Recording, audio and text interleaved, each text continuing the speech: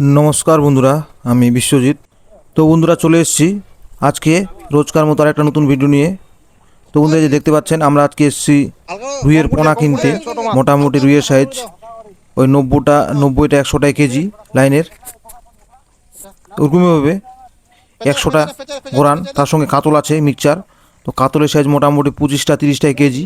তো এই যে মাছ ঘোগোর মধ্যে ভরা হচ্ছে, মাছ ওজন করা হবে এখন।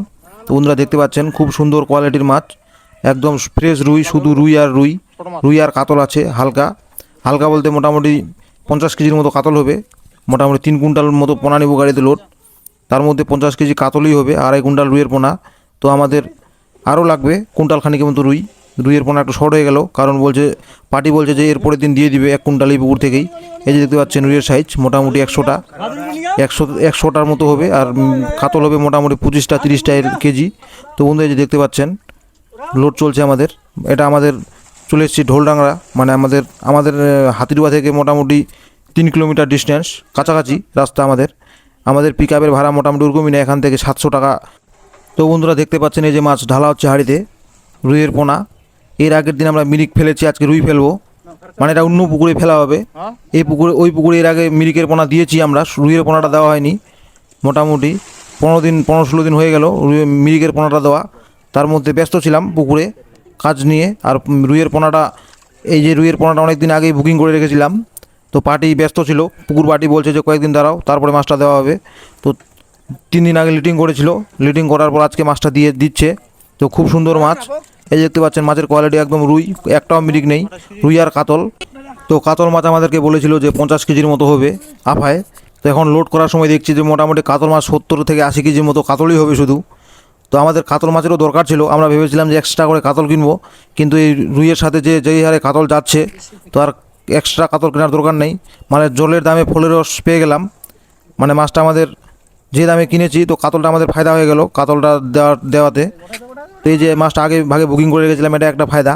অন্য পার্টিকে মাছটা বিক্রি করতে পারিনি, কারণ অনেক পার্টি নিতে আসছিল মাছটা, কিন্তু দেয়নি, আমরা বায়না করে রেখেছিলাম আগে থেকেই। তো এই যে বন্ধুরা দেখতে পাচ্ছেন মাছ ঢালা হচ্ছে, রুইয়ের সাইজটাও খুব সুন্দর আছে, মাছের স্বাস্থ্য ভালো আছে, মাছের চেহারা ভালো আছে। এই যে দেখতে পাচ্ছেন রুইয়ের সাইজ খুব সুন্দর সাইজ। তো মোবাইলে একটু দেখে ছোট মনে হচ্ছে, কিন্তু কাছ থেকে দেখলে খুব সুন্দর মনে হবে। রুইয়ের পোনাটা এক সাইজের মাছ আছে, আর কাতলটাও খুব সুন্দর আছে, এক সাইজের কাতল। তো আমাদের মাছের সাইজ দেখে খুব সুন্দর, মানে আমাদের মন ভরে গেছে।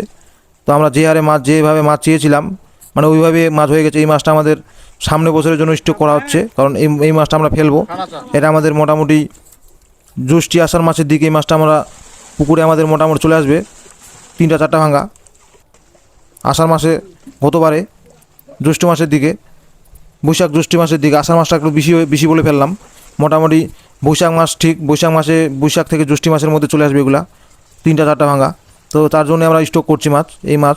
তো ঠান্ডাতে মাছ কয়েকদিন পর ঠান্ডা পড়ে যাবে, এই মাছটা মোটামুটি ঠান্ডা আস্তে আস্তে চলে আসবে। মোটামুটি 20টা 25টা লাইনে চলে আসবে ঠান্ডা আস্তে আস্তে, মোটামুটি 20টা 25টা ভাঙা।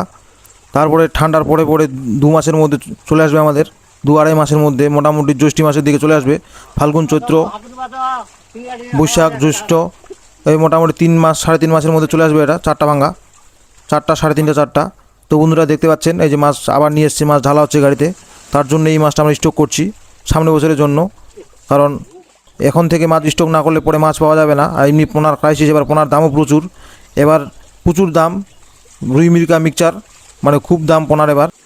তো বন্ধুরা ভিডিওটা কেমন হয়েছে, ভালো লাগলে অবশ্যই কমেন্টে বলে যাবেন, আর একটা লাইক করে দেবেন, একটা শেয়ার করে দেবেন। আর বন্ধুরা আমার চ্যানেলে যদি নতুন হয়ে থাকো তো চ্যানেলটি অবশ্যই সাবস্ক্রাইব করে দেবেন। Thank you.